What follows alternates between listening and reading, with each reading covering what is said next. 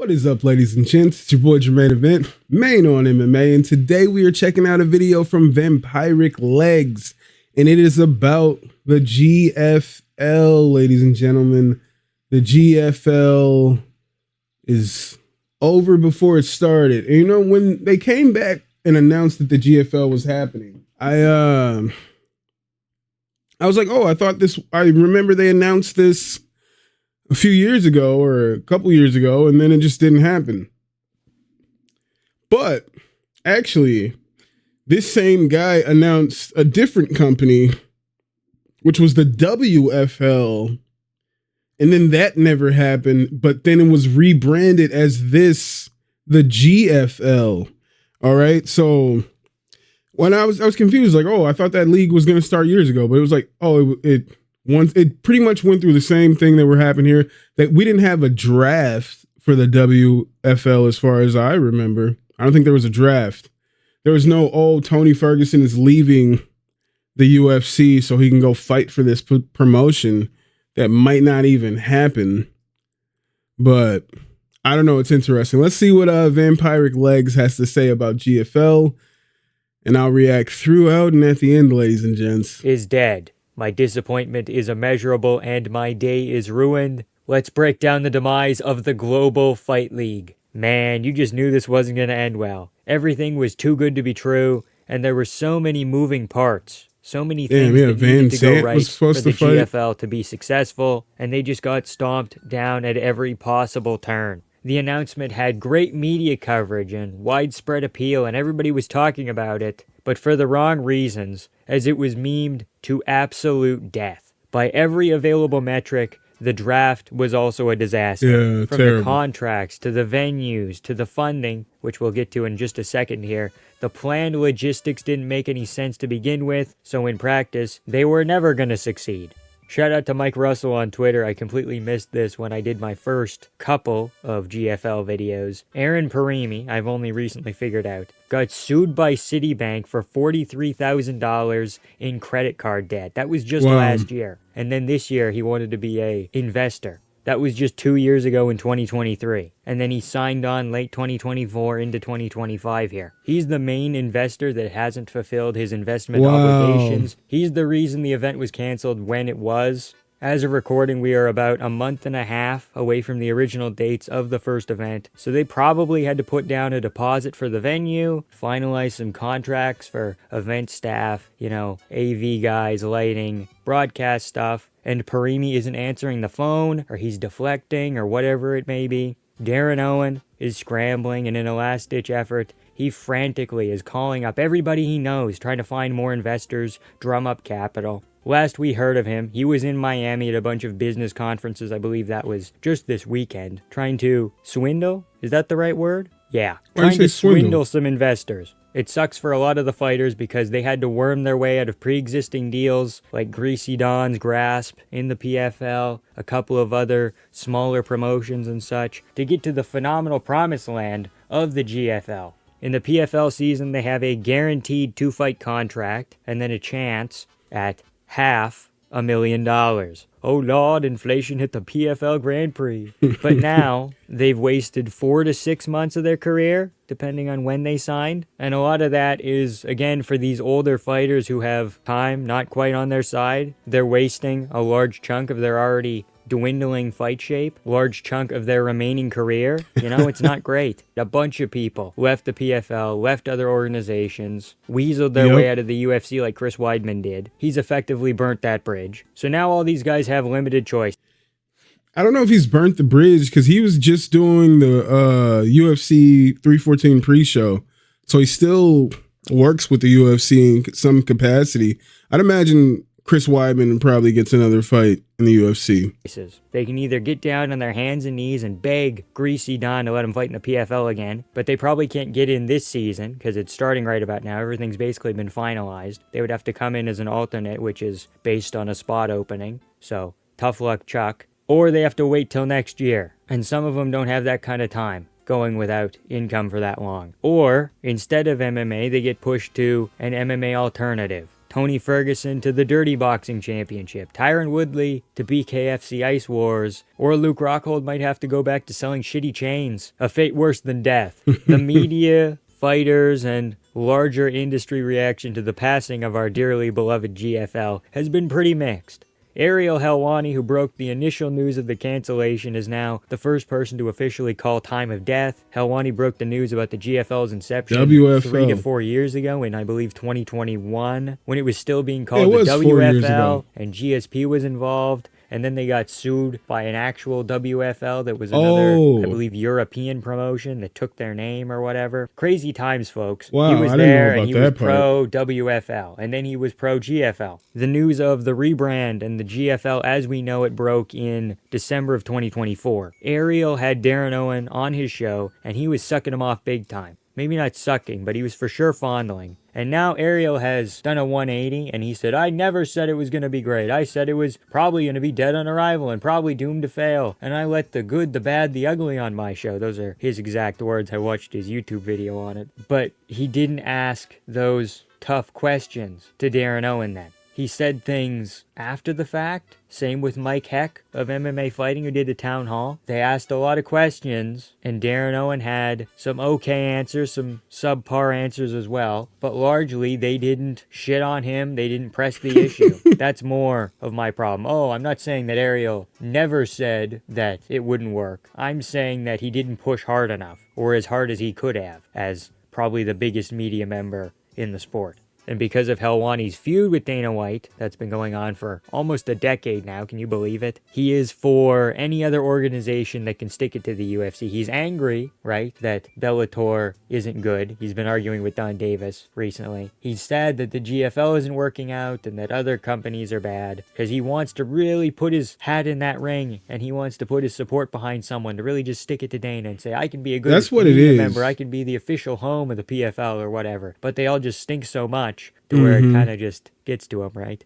But back to the GFL. He looked past so many issues and didn't report on it that frequently, and now he wants to be the adult in the room and signal its demise. There is still, technically, I'm sorry, I clickbaited a little bit, there's still a greater than 0 chance that the GFL comes back. It's not fully dead, but it's on fucking life support. Yeah. Okay, they need big-ass investors right now. And they're not going to get it. Because Aaron probably got cold feet. Maybe it's Arun. I don't know. I never checked the pronunciation of the Indian man's name. He got cold feet. He wanted out. He's not putting in any more money because they've already sunk a bunch in. Not only did they have contracts, but they had signing bonuses that have already been given out. They had guys on retainer. Hey, Tyron, you're not allowed to fight. We're going to hold on to you. Other people had not so exclusive contracts. So they're already in the hole. Aaron wants out. They need another investor immediately to get to the June 15th, June 16th cards. They want to push the card back by 20 days. I don't think they're going to make that in time. I think best case scenario, we see a card that is different than the current one, and it happens late into the summer, like August. It's going to take them a long time to get their shit together, if that even happens again. The whole organization has been botched since day one, and Ariel ignored it for the most part until it makes him look like a genius. Oh, I broke the story. I'm the big news guy. I talked with Andy Foster of the California Commission. Cool, dude. Good to know that you have connections. But you could have prevented it to a degree. You know, you could have asked some tougher questions than you did. But you wanted to have this succeed. You wanted to stick it to the UFC. You didn't want them to have bad press. So you just went along with it for the most part, which sucks. And then he tries to gaslight you and tell you he's not. It's a whole deal. No more Ariel. A large number of the fighters involved still wanted to compete Ariel, against their previously scheduled opponents. So why? It's funny. People are I don't know if you guys follow the hip hop community. If not, Andrew Schultz. I don't rock with Andrew Schultz. I never really thought he was that funny. I don't really think he's funny at all. He just was with Charlemagne the God.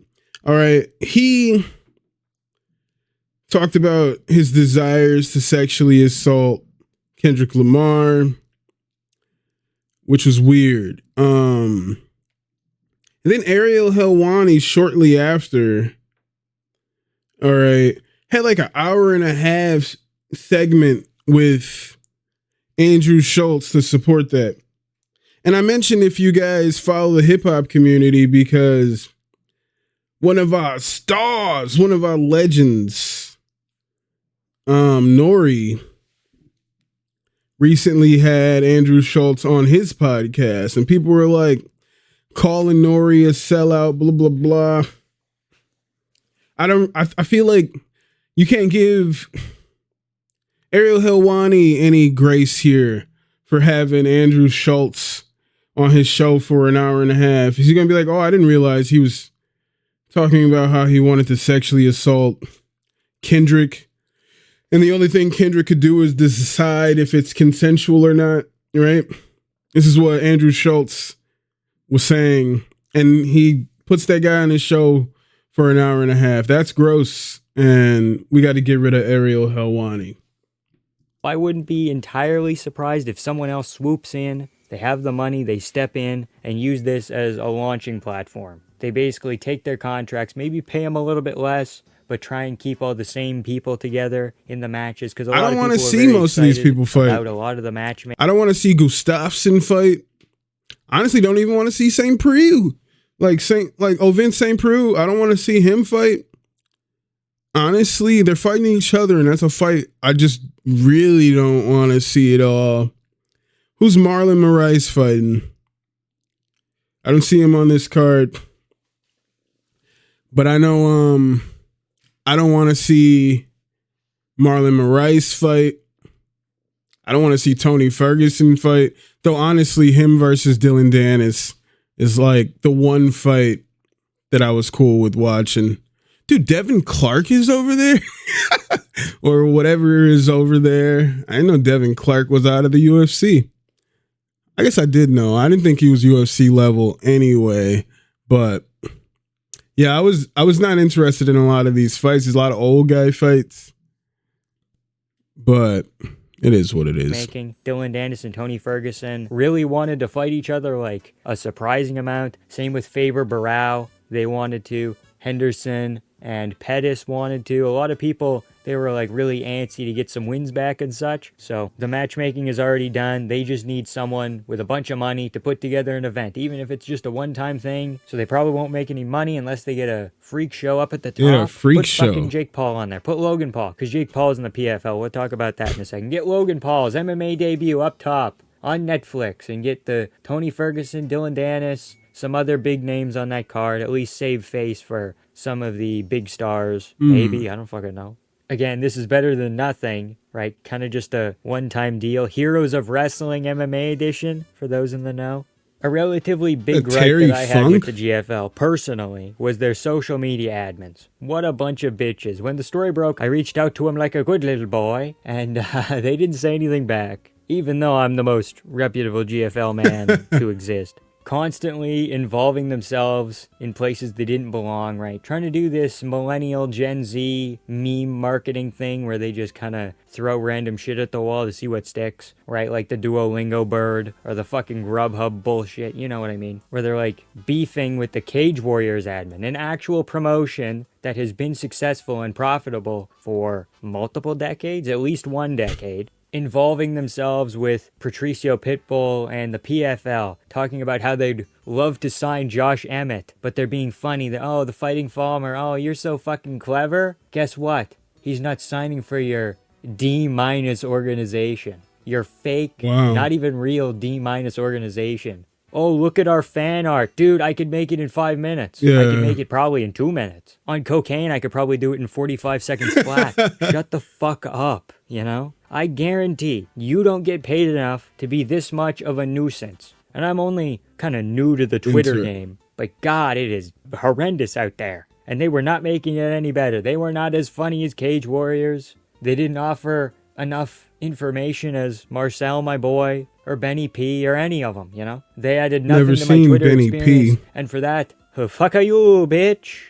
Speaking of nuisances on Twitter, Don Davis, because he has nothing better to do, runs a bajillion companies, but he's on Twitter, he's on LinkedIn, has also been pissing on the GFL's grave with the following tweets. Building global MMA company. Easy talk, hard to do. LinkedIn, GFL MMA delivered premium product, 7 years, 110 events, 225 million fighter purses paid. Premium product? What are you, fucking Heisenberg? You know, that was his whole shtick, right? My meth is pure, my meth is better, therefore more people will buy it. Okay, pal. Premium. There's a PFL card happening on April 11th. I'm recording this on the 10th. Let's take a peek, shall we? Does this look premium to you? Do you know any of these people? Do you think it's going to be a good card? I'm sure there's going to be a couple okay fights, but like, is that Liz Carmouche? What the fuck? It's happening at a Universal Studios soundstage. The tickets vary between $25 and $250. That looks like when I went to go see APFC at the Wisconsin, like the Midwest Express Center or whatever it's called now.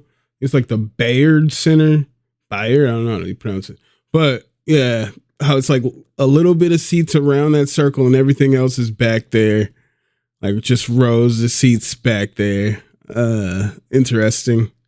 I thought this was a high level this PFL. I thought we were talking about GFL seating. This PFL seating, that looks terrible. They've sold 150 tickets. These guys aren't making any more than $10,000. That's the absolute fucking maximum. Crazy. A premium product that can't sell more than 200 tickets. Are we seeing the logic here? And the cheap seats are $25, and they still can't sell those. This kind of misreporting hurts MMA fighters and MMA industry. Damn. Ariel Helwani is wrong about PFL MMA fighter compensation. PFL average fighter pay up. PFL fighter roster payroll up. His clickbait is disservice to fighters and fans as well. PFL MMA, who serves both. Either he's typing things too fast or he's using like voice notes or whatever, but he sounds like a caveman. His clickbait is disservice. Ooga booga, you know? Like, come on, pal. The only reason the average fighter pay is up is because all the mid-Bellator guys are leaving. Yeah. And because they've decided to give Ngannou and Jake Paul multi-million-dollar contracts, both of which have one combined fight for your organization. Building sustainable business in MMA is very hard and necessary to provide premium product for fans and high-paying opportunities for fighters. PFL MMA is on that mission. Be the only one to do it other than UFC. Business plus fans plus fighters equals win.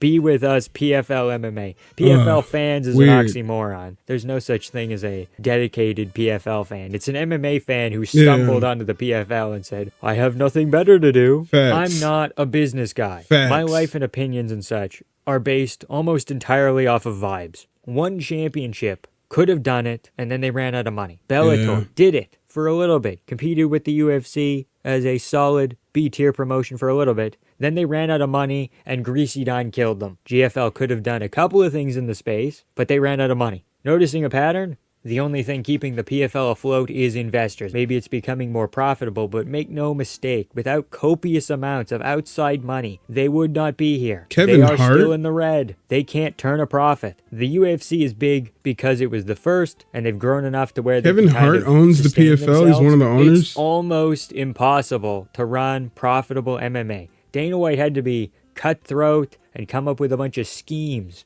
just to get where he is. Don Davis acts like some kind of moral authority, but he's just as bad in different ways. Darren Owen of the GFL seemed like he was in it for the right reasons, but the right reasons don't attract investors. The retirement fund was a big piece of this league, and it has $0 in it. Big old goose egg. A 50-50 revenue split can't happen without any revenue. Yeah. The GFL doesn't, or didn't, I guess is more apt, have any headquarters or an office or anything of that nature. Wow. It was barely a real company. It was a few loosely stringed together employees. They blew all of their money on crappy AI and signing bonuses and Robin Black's hair gel and trying to trick people into thinking a draft was real when it was so very clearly not. The PFL to GFL comparisons will never stop because the idea of MMA companies being fun little side investments needs to stop. Yeah. That's what they're currently being used for. Investment opportunities for Silicon Valley tech bros. And that's never going to work when starting out. I love that they highlighted that because I was looking at it and I was like, fucking Kevin Hart. Tony Robbins is interesting. But just like seeing that, I was like, dude, he doesn't give a shit about fights. It's just, he probably doesn't even know that he owns it. It's just an investment. His people were like, oh, we should put money in this. And he was like, sure. The UFC can get away with it because they started out with relatively humble beginnings and then grew into this corporate juggernaut, like all companies do when they get to a critical mass. And now the UFC has become super corporate and they have a culture and an office and this and that. Starting your MMA promotion at the top with the sole goal of turning into a publicly traded company never works because you have to appease investors, and investors aren't MMA fans. And without them, the whole thing just collapses because you're built on nothing. So you have to pitch things in a boardroom to people who are just trying to turn a profit. But turning a profit doesn't get fans, so they don't make any money. It's entirely cyclical. Darren, stop trying to make the GFL happen. It's not going to happen. In one word, I would describe the GFL as botched. You know, I wish I could stand here before you guys today, huffing that sweet, sweet copium. Just wait, guys. Just wait. I'm glad it says copium. And then they'll be back, I was guys. like, Don't what? worry. Oh, they'll get it done. It's just yapping. Unfortunately, we live in Reality Town, USA, about 200 miles from Peaches and Greenville. It's just the next town over, but I'm not buying a moving van. The GFL was supposed to be my meal ticket. It was supposed to be my thing, you know? I'm YouTube's official GFL correspondent, and now that's all gone, and I just have this GFL-shaped hole in my heart, which is why I'm going to ask you very nicely to like, comment, and subscribe for more GFL content, if it exists. Shout out to VampiricLegz. Shauna as well. Man, dead before it arrived, all right? Dead before it arrived. Even if it started, I thought the whole structure looked goofy. The teams all over, a team in Dubai, a team over here. And then the guy who was running it was talking about if we want some fights that'll happen and people are on the same team, then we could just do a one-off trade, a one-off temporary trade and send this motherfucker to the other team to fight his teammate. And then they're right back to being teammates. Like, why? None of this made any sense. It wasn't like any of the fighters were going to train together necessarily. It was just that they were, as far as the company is concerned, on the same team. It's just weird. It all seemed weird, and now it's not happening. They got shady investors who are being sued for credit card fraud. Like, it's weird. It was dead before it arrived, ladies and gents. And I feel bad for a lot of these fighters. Not the ones that are too old to keep going. I think they shouldn't have been signed to begin with, you know? They shouldn't have been signed to begin with. It's almost a blessing that these fights are not happening because, yeah, this is the old folks league. This is the biggest old folks MMA league that I had saw. Biggest promotion for an old folks league, honestly. And now it's not happening. The Grandpa Fight League, Grandparents Fight Championship is not happening. And it's a good thing. I think it's a good thing. But let me know what you guys think in the comments. Thank you guys so much for being here again. And I will see you guys when I see you guys. Featherweight, I'm more Francis Ngannou. I be the biggest problem out of any nigga I know. A little old school, like some 45 vinyls. You niggas old duels, what that do to the wino? I do it the commercial way, pay without the splits.